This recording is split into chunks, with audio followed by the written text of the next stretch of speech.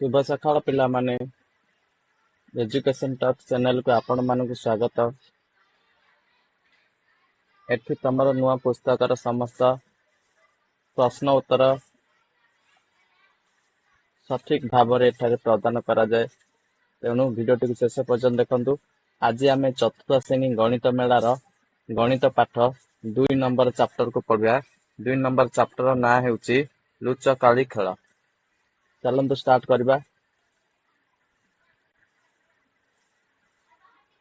ଲୁଚକାଳି ଖେଳ। ତୁମେ କେଉଁଠି ଲୁଚିଛ?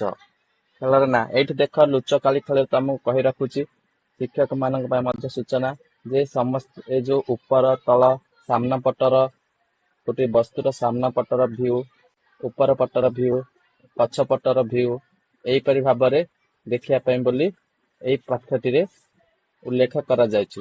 ତ ଶିକ୍ଷକ ତଦନୁଯାୟୀ ଶିକ୍ଷଣ କାର୍ଯ୍ୟ କରିବେ।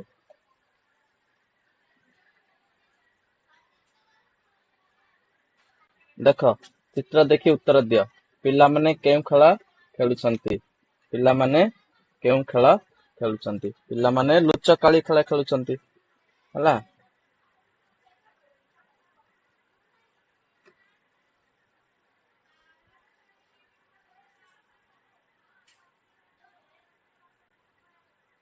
ପିଲାମାନେ ଲୁଚକାଳି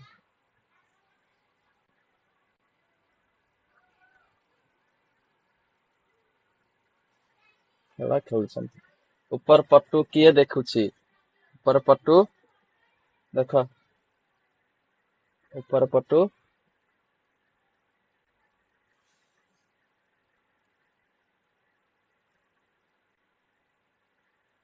ଦେଖ, ଛାତ ଉପରେ ଯୋଉ ପିଲାଟା ଠିଆ ହେଇଛି, ଛାତ ଉପରେ ଯୋଉ ପିଲାଟା ଠିଆ ହେଇଛି, ଛାତ ଉପରେ ଠିଆ ହୋଇଥିବା ପିଲାଟି, ଠିଆ ହୋଇଥିବା ପିଲାଟି ହେଲା। ପ୍ରଥମ ଚିତ୍ରରେ ରୀନା ରାଣୀ କୁଡ଼ିଆ ଘର ଆଡକୁ ମୁହଁ କରି ଛିଡା ହୋଇଛି। ଯଦି ରାନୀ କୁଡ଼ିଆ ଘର ଆଡକୁ ମୁହଁ କରି ଛିଡା ହେଇଛି ହେଲା। ପ୍ରଥମ ଚିତ୍ରରେ ରାନୀ କୁଡ଼ିଆ ଆଡକୁ ମୁହଁ କରି ଛିଡା ହଉଛି ହେଲା। ତେବେ ସେ କଣ କୁଡ଼ିଆ ପଛରେ ଲୁଚୁଥିବା ଅନ୍ୟ ପିଲାକୁ ଦେଖିପାରିବ? କୁଡ଼ିଆ ପଛରେ ଲୁଚିଥିବା ଅନ୍ୟ ପିଲାକୁ ଦେଖିପାରିବ କି? ନା, ଦେଖିପାରିବ ନାହିଁ। ନାହିଁ, ଦେଖିପାରିବ ନାହିଁ। ପାରିବ ନାହିଁ ହେଲା। ଚତୁର୍ଥ ଚିତ୍ରରେ ମିନି ଖେଳୁଥିବା ସମସ୍ତ ପିଲାର ଦେଖିପାରିବ କି? ଚତୁର୍ଥ ଚିତ୍ରରେ ମିନି ଖେଳୁଥିବା ସମସ୍ତ ପିଲାକୁ ଦେଖିପାରିବ କି? ଦେଖ, ଚତୁର୍ଥ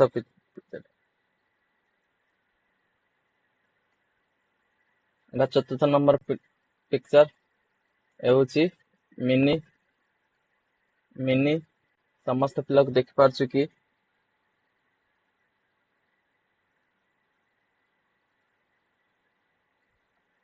ଦେଖ, ଯୋଉମାନେ ତା ଆଗରେ ଅଛନ୍ତି ସେମାନେ ଦେଖିପାରିବ।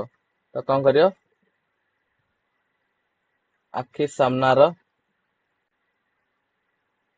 ପିଲା ଦେଖିପାରିବ, ପିଲାକୁ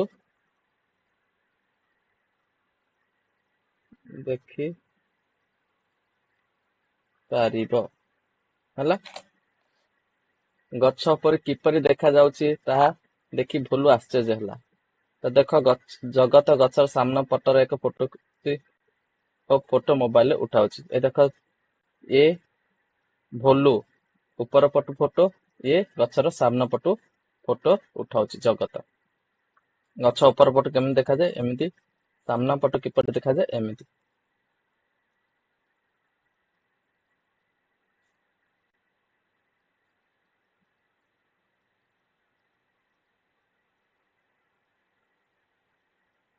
ମିନି ଓ ଭୋଲୁ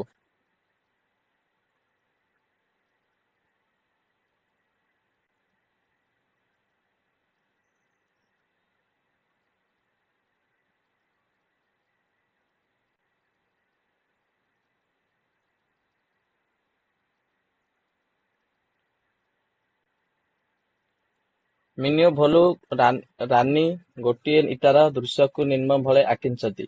ଗୋଟିଏ ସମାନ ଇଟା ପାଇଁ ସମସ୍ତଙ୍କ ଚିତ୍ର ଅଲଗା ଅଲଗା ହେଲା। ଆଲୋଚନା କର। କାରଣ ପ୍ରତ୍ୟେକ ପିଲା ଇଟାକୁ ଅଲଗା ଅଲଗା ପଟୁ ଦେଖିଲେ। କାରଣ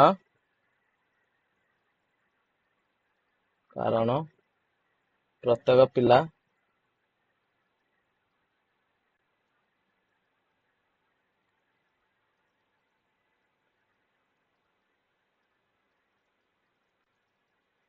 ଇଟାକୁ ଅଲଗା ଅଲଗା ପଟୁ ଦେଖିଲେ।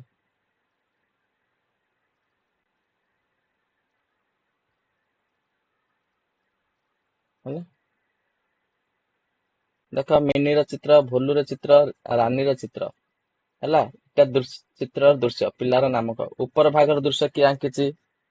ଉପର ଭାଗର ଚିତ୍ର ଭୋଲୁ। ଭୋଲୁ। ସାମ୍ନା ଭାଗର ଦୃଶ୍ୟ କିଏ ଆଙ୍କିଛି? ସାମ୍ନା ଭାଗର ଚିତ୍ର ମିନି ଆଙ୍କିଛି ହେଲା। ପାର୍ଶ୍ୱ ଭାଗର ଦୃଶ୍ୟ କିଏ ଆଙ୍କିଛି? ପାର୍ଶ୍ୱ ଭାଗର ଚିତ୍ର ରାନୀ ଆଙ୍କିଛି। ତ ଯେକୌଣସି ବସ୍ତୁର ତମେ ଉପର, ପାର୍ଶ୍ୱ ଆଉ ସାମ୍ନା ପଟ ଆଉ ପଛ ପଟର ଦୃଶ୍ୟ ଦେଖିପାରିବ। ଏଇ ଚାରୋଟି ନିହାତି ଭାବେ କୌଣସି ବସ୍ତୁର ସାମ୍ନା ପଟର ଦୃଶ୍ୟ, ଉପର ପଟର ଦୃଶ୍ୟ ଆଉ ପାର୍ଶ୍ୱର ଚିତ୍ର ଜାଣିପାରିବ। 3 ନମ୍ବର କହିଲ। ଚିତ୍ର ଦେଖି ତଳେ ସେମାନଙ୍କ ନାମ ଲେଖ। ବସ୍ତୁର ଯେଉଁ ପାର୍ଶ୍ୱ ଚିତ୍ର ଦିଆଯାଇଛି ତାହା ଲେଖ। ଏଟା ଟିଭି। ଏହାର ନାଁ କଣ? ଟିଭି। ଟେଲିଭିଜନ। ଟିଭି। କୋଉ ଦୃଶ୍ୟ ଏଠି ଦିଆଯାଇଛି? ସାମ୍ନା ପଟର ଦୃଶ୍ୟ। ସାମ୍ନା। ଏଇଟା କଣ? ସୋଫା।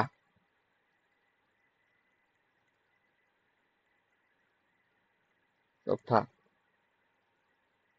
ଆର କୋଉ ପଟର ଦୃଶ୍ୟ ଦିଆଯାଇଛି? ଏଇଟା ବି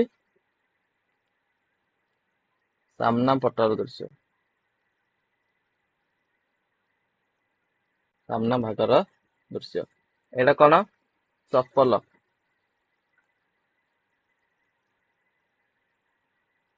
ଚପଲର ଏଇଟା କୋଉ ପାର୍ଶ୍ୱର ଦୃଶ୍ୟ ଦିଆଯାଇଛି?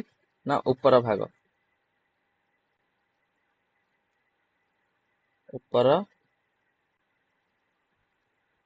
ଭାଗ। ଆଗକୁ ଯିବା। ଏଠି ଦେଖୁଛ, ଏଇଟା କଣ? କପ୍। ଏଇଟା କଣ? କପ୍।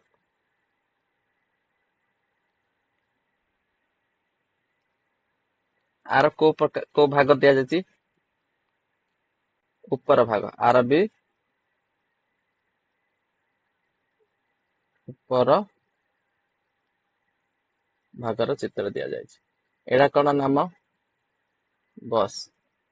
ବସ୍ ର କୋଉ ଭାଗ? ପଛ ଭାଗ। କଣ? ପଛ ଭାଗର ଚିତ୍ର ଦିଆଯାଇଛି।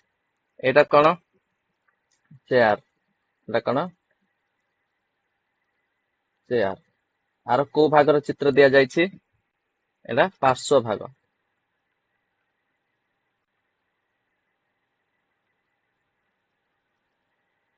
ହେଲା, ଦେଖିଲ ନା?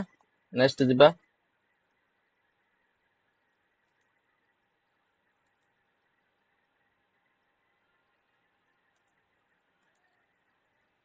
ଏଟାର ନାମ କଣ କହିଲ? ସ୍କ୍ରୁ ବା ନଟ୍। ନଟ୍। ଆର କୋଉ ଭାଗର ଦୃଶ୍ୟ ଦିଆଯାଇଛି? ଉପର ଭାଗ।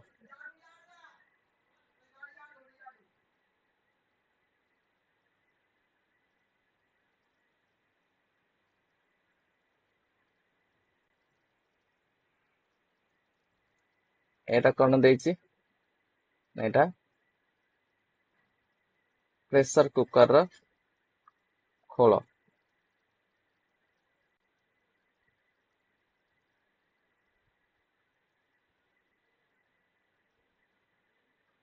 କୁକର ଢଙ୍କୁଣୀ। ଆର କୋଉ ପଟ ଦେଇଛି?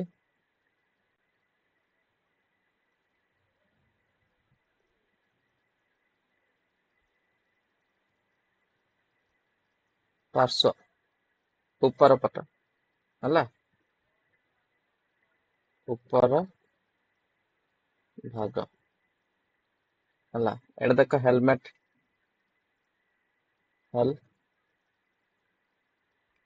ହେଲମେଟ। ଆର କୋଉ ଭାଗ? ପାର୍ଶ୍ୱ ଭାଗର ଚିତ୍ର ଦେଇଛି ହେଲା, ଲେଖିପାରିବ। ନେକ୍ସଟ 4 ନମ୍ବରକୁ ଚାଲ।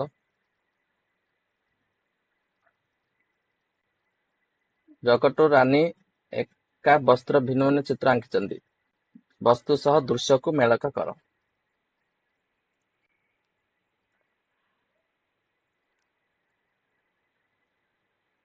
ଏଇଠି ଦେଖ, ଉପରି ଭାଗ ଏମିତି, ସାମ୍ନା ଭାଗର ଦୃଶ୍ୟ ଏମିତି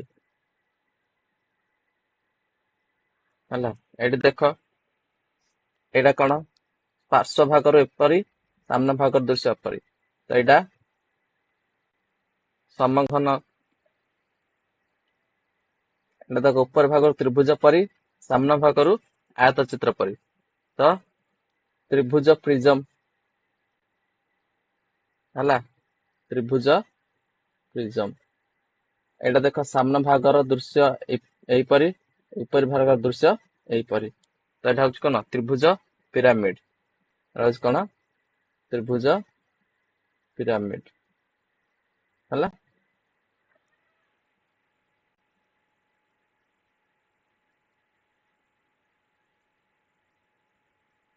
ସବୁ ପଟୁ ଯଦି ବର୍ଗ ଚିତ୍ର ଦେଖାଗଲା ତାହେଲେ ସମଘନ ହବ। ଉପର ପଟୁ ଯଦି ତ୍ରିଭୁଜ, ପାର୍ଶ୍ୱ ପଟୁ ଆୟତ ଥିଲା ତାକୁ ପ୍ରିଜମ କହିବା। ଆଉ ସବୁ ପଟୁ ଯଦି ତ୍ରିଭୁଜ ଦେଖାଗଲା ତାକୁ ପିରାମିଡ ବୋଲି କହିବା। ସେହିପରି ତୁମେ ଚାରିପଟରେ ଦେଖ, ଚେୟାର, ଟେବୁଲ, ପେନସିଲ, ଲିଭାଇବା ରବର, ଜନ୍ମଦିନ ଟୋପି ଆଦି ବିଭିନ୍ନ ବସ୍ତୁକୁ ଭିନ୍ନ ଭିନ୍ନ ପଟୁ ଦେଖି ସେଗୁଡିକ ଚିତ୍ରାଙ୍କନ କର। ଏଇଟା ପ୍ରୋଜେକ୍ଟ କାମରେ କରିକି ଆଣିବ। ପିଲାଙ୍କ ଘର ଦେଖ, ଦିଆସିଲି ଖେଳରେ ଖେଳୁଛନ୍ତି। ଉପରୁ ହେଲା, ପଛରୁ, ସାମ୍ନାରୁ। ଦେଖ, ସାମ୍ନା ପଟର କିପରି ଦେଖାଯାଉଛି, ପଛ ପଟର ଦୃଶ୍ୟ କିପରି ଦେଖାଯାଉଛି, ଉପରି ଭାଗର ଦୃଶ୍ୟ କିପରି ଦେଖାଯାଉଛି ହେଲା।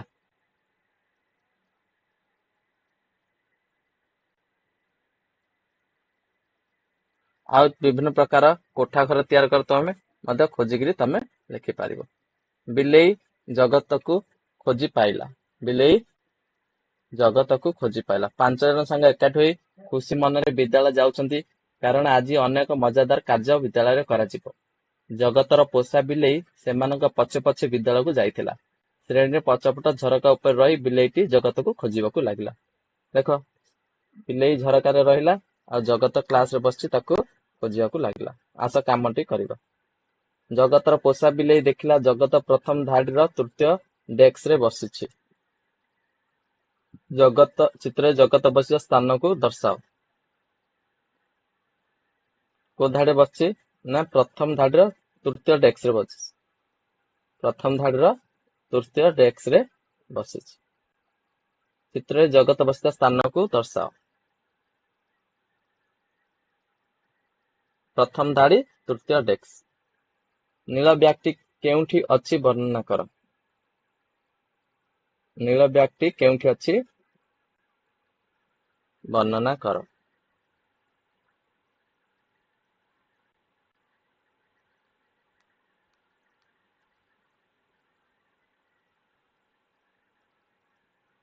ଲେଖିବା ଗୋଟେ ଗୋଟେ।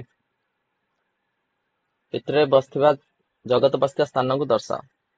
ସ୍ଥାନଟି କଣ? ପ୍ରଥମ ଧାଡି, ତୃତୀୟ ଡେସ୍କ।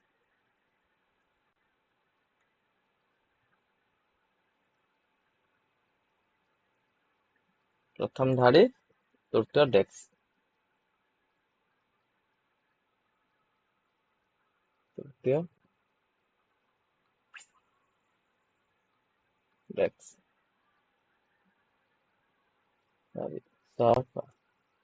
ଭୁଲ ହେଇଗଲା।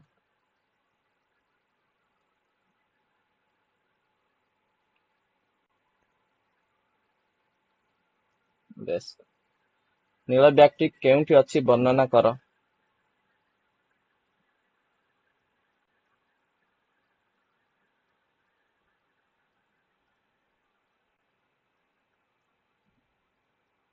ପ୍ରଥମ ଧାଡି ଏଠି ଦେଖ, ନୀଳ ବ୍ୟାଗଟି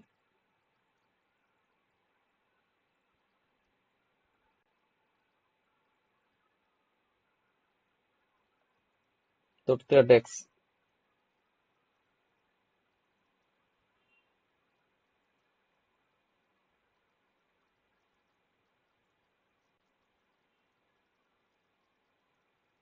ଦେଖ ବିଲେଇର ଏଇଟା ଅଛି ନା, ଏଇଟା ହଉଛି ଧାଡି ପ୍ରଥମ, ଏଇଟା ପ୍ରଥମ ଧାଡି, ଏଇଟା ସେକେଣ୍ଡ ଧାଡି, ଏଇଟା ତୃତୀୟ ଧାଡି କରିବ ହେଲା।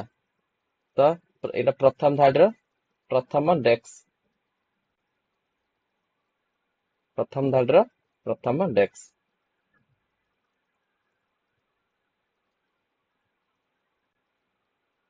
ଧାଡିର ପ୍ରଥମ ଡେସ୍କ।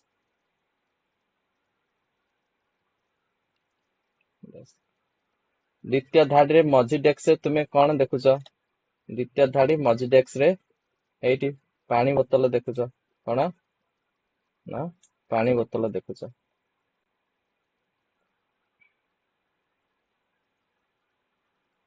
ପାଣି ବୋତଲ ହେଲା।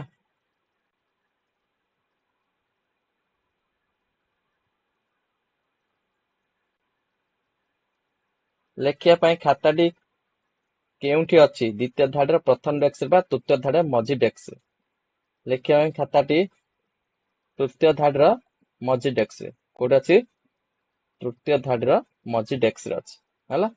ଦ୍ୱିତୀୟ ଧାଡିର ତୃତୀୟ ଡେସ୍କରେ ଉପରେ ଗୋଟିଏ ସେଓର ଚିତ୍ର।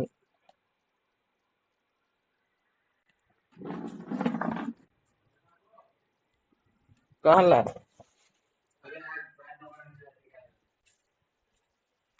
ଟିକେ ମୁଁ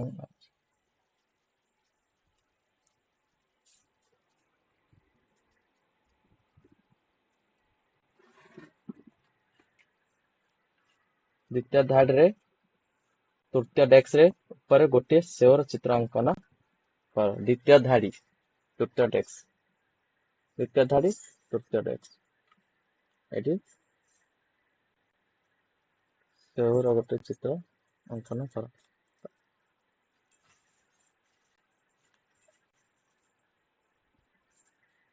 ଗ୍ରିଡ୍ ଖେଳ। ଆସ ଆମେ ଖେଳିବା। ଭୋଲୁ ଗ୍ରିଡରେ ବର୍ତ୍ତମାନ ବସ୍ତୁର ଚିତ୍ର ଆଙ୍କ। ତଳ ବାମ ପଟ କୋଣରେ ବଲର ଚିତ୍ର ଆଙ୍କ। ଠିକ ଅଛି, ଏହା ପ୍ରଥମ ଧାଡି ଓ ପ୍ରଥମ ସ୍ତମ୍ଭ ଅଟେ ହେଲା। ଦେଖ ଗ୍ରିଡ୍ ଧାଡି 1, ଧାଡି 2, ଧାଡି 3। ଭୋଲୁର ଗ୍ରିଡ୍ ସ୍ତମ୍ଭ 1, ସ୍ତମ୍ଭ 2, ସ୍ତମ୍ଭ 3। ଡାହାଣ ପାର୍ଶ୍ୱ ଉପରେ କୋଣରେ ଗୋଟିଏ ରବର ଅଛି।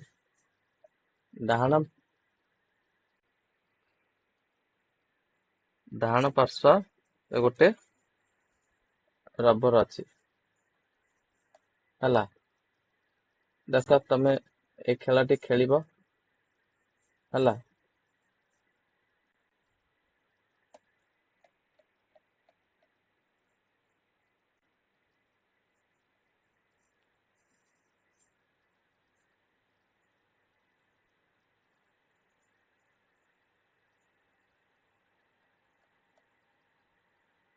ଉପର ବାମ କୋଣରେ ପେନ୍ସିଲ ଗୋଟିଏ ଅଛି। ଉପର ବାମ କୋଣରେ ତ ଧାଡି 3, ସ୍ତମ୍ଭ 1 ହେଲା। ଧାଡି 3, ସ୍ତମ୍ଭ 1, ଏଇଠି ପେନ୍ସିଲ ଅଛି।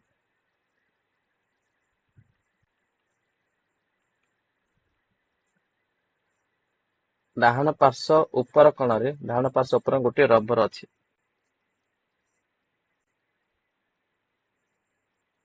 ଦେଖ ଏଇଟା ଡାହାଣ ପାର୍ଶ୍ୱ ଉପର କୋଣରେ ଗୋଟିଏ ରବର ଅଛି।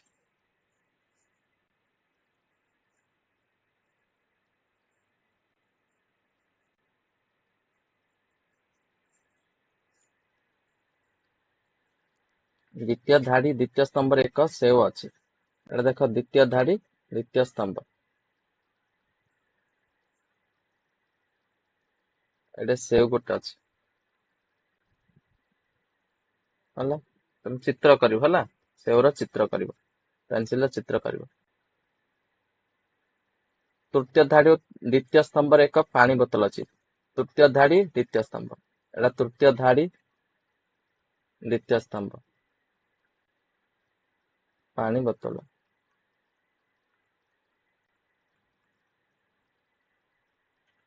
ଡାହାଣ ପାର୍ଶ୍ୱ ଉପର କଣରେ ଗୋଟିଏ ରବର ଅଛି। ଡାହାଣ ପାର୍ଶ୍ୱ ଉପର କଣରେ, ଡାହାଣ ପାର୍ଶ୍ୱ ଉପର କଣରେ ଗୋଟିଏ ରବର ଅଛି। ରବର ହେଲା।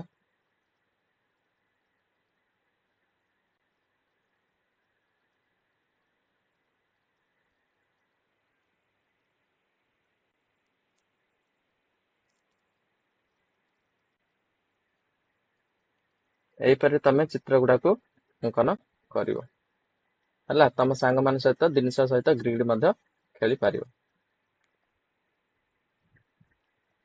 ଜିନିଷ ଖୋଜିବା ଗ୍ରିଡ ହେଲା।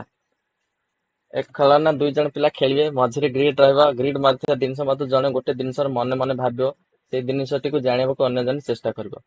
ସ୍ୱାଗତ ମିନି ଖେଳଟି କିପରି ଖେଳୁଛନ୍ତି? ହଁ, ଆରମ୍ଭ ଏପଟୁ ହବ ହେଲା। ଜଗତ, ତୁମେ ଗୋଟିଏ ଜିନିଷ ଭାବିଲ କି? ମିନି ଆରମ୍ଭରୁ ଡାହାଣକୁ 4ଟି ଘର ଡେଇଁଲା ମିନି। ଏହା କମଳା କି? ତୁମେ 3 ପାଦ ଦୂରରେ ଅଛ।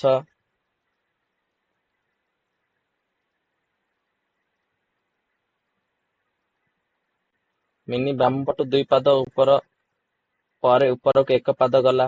ବାମ ପଟୁ 2 ପାଦ ପରେ ଉପରକୁ 1 ପାଦ ଗଲା। ସେ ପହଞ୍ଚିବା ସ୍ଥାନଟି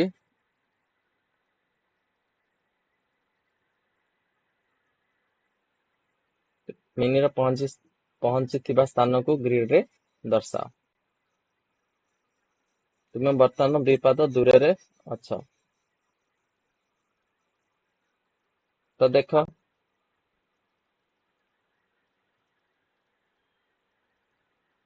ତ କଣ ହବ ନା ଫୁଲ ପାଖରେ ପହଞ୍ଚିବ। 2 ପାଦ ପଛ ଥିଲେ କଣ ହବ ନା ଫୁଲ ପାଖରେ ପହଞ୍ଚିବ। କୋ ପାଖରେ ପହଞ୍ଚିବ ମିନି? ଫୁଲ ପାଖରେ ପହଞ୍ଚିବ। ତା ପାଖରେ? ଫୁଲ ପାଖରେ।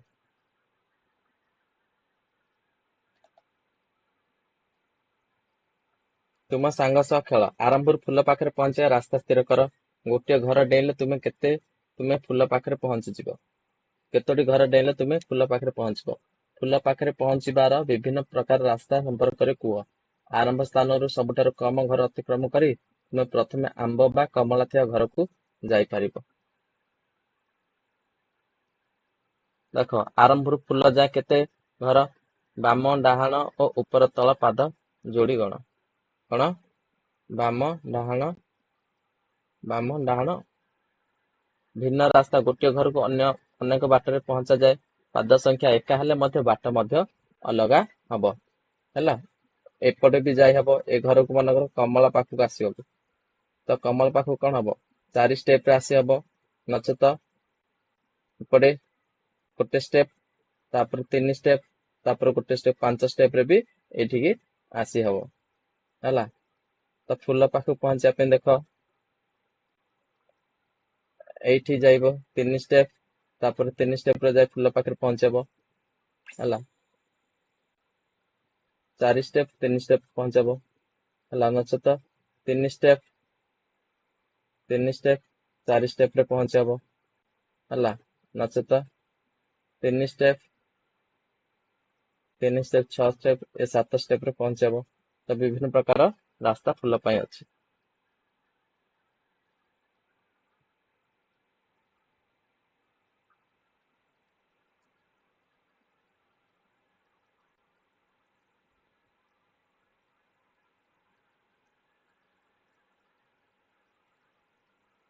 ଡ୍ରୋନ୍ ଦ୍ୱାରା ମୋ ସ୍କୁଲର ଚିତ୍ର ଦେଖ।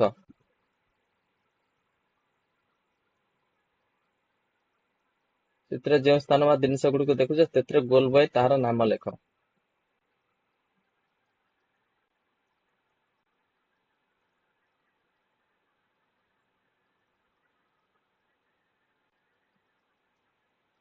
ଚିତ୍ର ଯେଉଁ ସ୍ଥାନ ବା ଜିନିଷ ଗୁଡ଼ିକ ସେଥିରେ ଗୋଲ ବୁଲାଇ ତାର ନାମ ଲେଖ।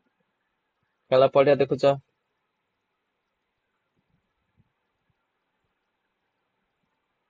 ଏଇଟା କଣ? ଖେଳ ପଡିଆ, ଖେଳ ପଡିଆ।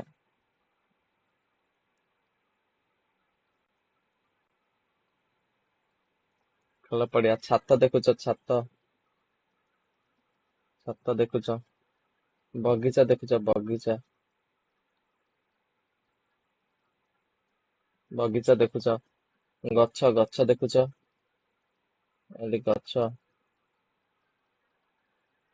ରାସ୍ତା ଦେଖୁଛ, ରାସ୍ତା, ହେଲା, ରାସ୍ତା, ଏସବୁ ଦେଖୁଛ। ଗୋଲ ବୁଲେଇ ଦବ, ହେଲା।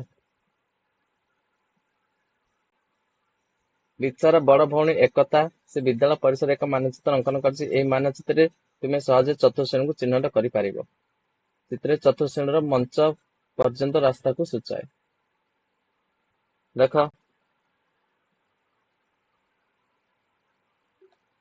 ଦେଖିଲ ଏଇ ରାସ୍ତାଟା ମୁଖ୍ୟ ରାସ୍ତା। ଏଇଟା ମଞ୍ଚ ପର୍ଯ୍ୟନ୍ତ ଯିବା ପାଇଁ କେତେ ପ୍ରକାର ରାସ୍ତା ତୁମେ ଏଠାରେ ପାଇଲ? ମଞ୍ଚ ପର୍ଯ୍ୟନ୍ତ ପହଞ୍ଚିବା ପାଇଁ କେତେ ପ୍ରକାର ରାସ୍ତା ପାଇଲ? ଏକ ରୁ ଅଧିକ। ଦେଖ ମଞ୍ଚ, ଏଇଠି ମଞ୍ଚ, ଏଇଠି କୋଉଠି ଅଛି ମଞ୍ଚ? ଏଇଠି ଦେଖ, ମଞ୍ଚ ପର୍ଯ୍ୟନ୍ତ ଯିବା ପାଇଁ ବୋଲି ଚତୁର୍ଥ କେତେ ଗୁଡିଏ ରାସ୍ତା ପାଇଲ? ଏକାଧିକ ରାସ୍ତା ପାଇଲ, ହେଲା, ଏକାଧିକ, ଏକାଧିକ ରାସ୍ତା ପାଇଲ।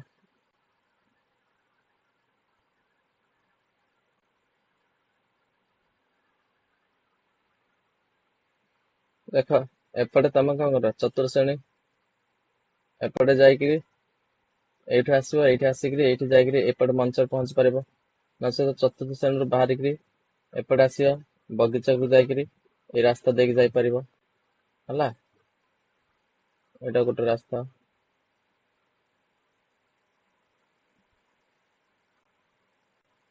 ହେଲା। ନଚେତ ଏପଟେ ବି ଯାଇପାରିବ,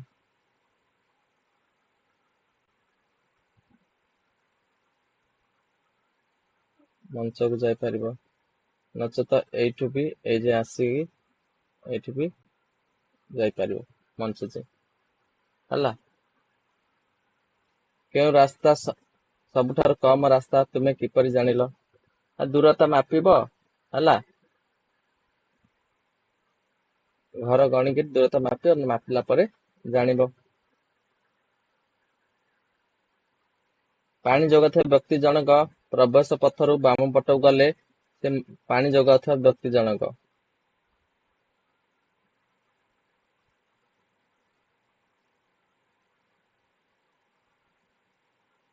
ପ୍ରବେଶ ପଥରୁ ବାମ ପଟକୁ ଗଲେ, ପ୍ରବେଶ ପଥ ଏଠି, ପ୍ରବେଶ ପଥରୁ ବାମ ପଟକୁ, ପ୍ରବେଶ ପଥରୁ ବାମ ପଟକୁ ଏପଟେ ଆସିଲା ଗଲେ ସେ ମଧ୍ୟାହ୍ନ ଭୋଜନ ରୋଷେଇ ଘରକୁ କେଉଁ ରାସ୍ତା ଦେଇ ଯିବେ କହିଦିଅ। ଏଠି ଦେଖ, ମଧ୍ୟାହ୍ନ ଭୋଜନ ଏଇଠି ଅଛି, ବାମ ପଟକୁ ଆସିଲା ପ୍ରବେଶ ଦ୍ୱାରରୁ, ଡାହାଣକୁ ନାହିଁ ବାମ ପଟକୁ ଆସିଲା, ତ ସିଏ ମଞ୍ଚ ଦେଇ କୋଉ ଦେଇ ଯିବ ନା ମଞ୍ଚ ଦେଇ କଣ ଯିବ, କୋଉ ଦେଇ?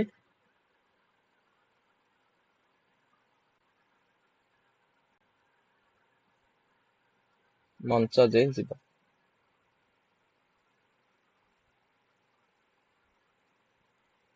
ମଞ୍ଚ ଦେଇ ଯିବ।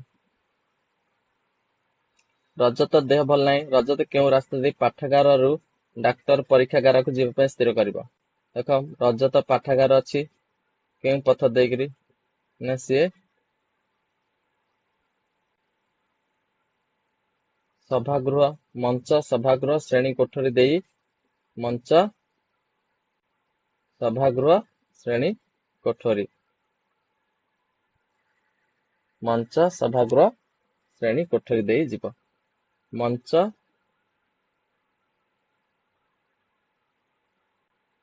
ସଭାଗୃହ, ଶ୍ରେଣୀ କୋଠରୀ ଦେଇ ଯିବ, ହେଲା। ସବୁଠୁ କମ ବିଲ୍ଡିଂ ଯୋଉଟା କ୍ରସ ହବ ସେଇଟା ସବୁଠୁ କମ ଜାଗା, ହେଲା। ଘର ବିଲ୍ଡିଂ ଗଣିବ, ଏଇଠି ଦେଖ ପାଠାଗାରରୁ ଏଇ ଗଲା, ହେଲା। ପାଠାଗାରରୁ ଏକ ବିଲ୍ଡିଂ ମଞ୍ଚ, ସଭାଗୃହ, ଶ୍ରେଣୀ କୋଠରୀ, ତାପରେ ଡାକ୍ତରୀ ପରୀକ୍ଷାଗାର। ଏଇଠି ବି ଚତୁର୍ଥ ଶ୍ରେଣୀରୁ କଣ ହେଲା ନା ମଞ୍ଚକୁ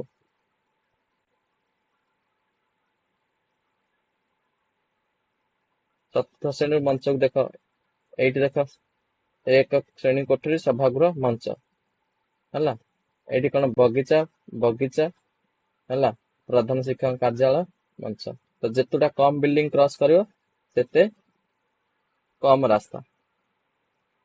ଖେଳ ପଡିଆ ସକାଳେ ପ୍ରାର୍ଥନା ସଭା, ଭୁଲୁ କମ୍ପ୍ୟୁଟର କୋଠରୀ ଯିବ, ରାନୀ ଖେଳ ଘରକୁ ଯିବ, ସେମାନଙ୍କ ରାସ୍ତାକୁ ସୂଚ ହେଲା।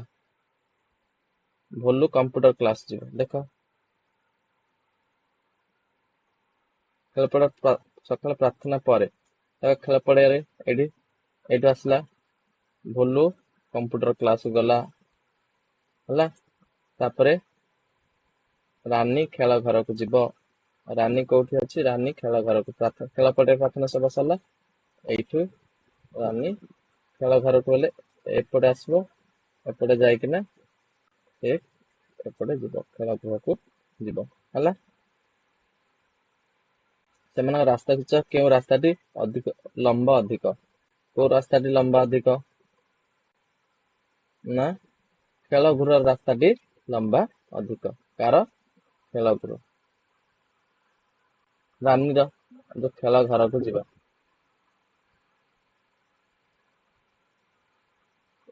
ରାସ୍ତାଟା ଅଧିକ ହେଲା। କମ୍ପ୍ୟୁଟର କୋଠରୀ ଯିବାଠୁ ଖେଳ ଘର ରାସ୍ତାଟା ଅଧିକ।